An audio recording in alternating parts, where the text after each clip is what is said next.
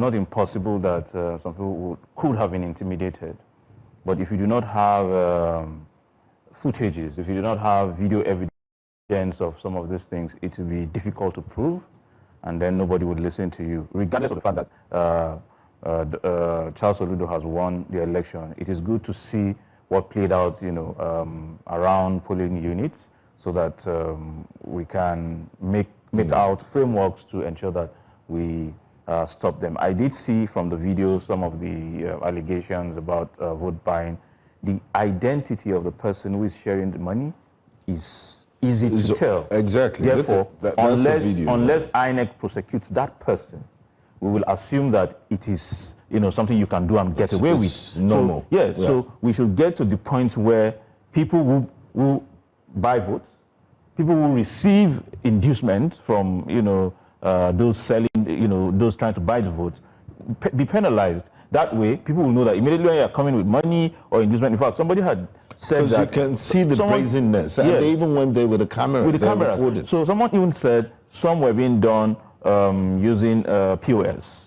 How do you tell easily that someone had, bought votes with POS? Again, it's up to the security agencies to rely on the allegations and check and be sure that justice is done. Okay, just before you continue with your thought process, and whenever we talk about inducement during elections, we always focus on the inducer, the person who is giving the giving, forgetting that our Electoral Act specifies it as a crime for both the person giving as well as the person receiving. But it doesn't seem that there is enough information about that out there, and people just feel like, I'm just collecting, I'll collect and I'll do what I have to do.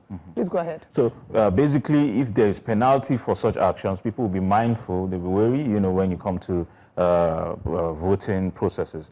Also, I did hear the obedient movement person talk about they putting their weight behind Governor Charles Oludo. I didn't hear any of that. There was no press release to that effect. It's possible that the communication was to their members, which I will not be privy to, but I'm thinking Labour Party has done woeful, considering what it was, in the last election, the engagement. When we always talk about you having grassroots, arrangement, you having the structure to prop people, election is not about one person.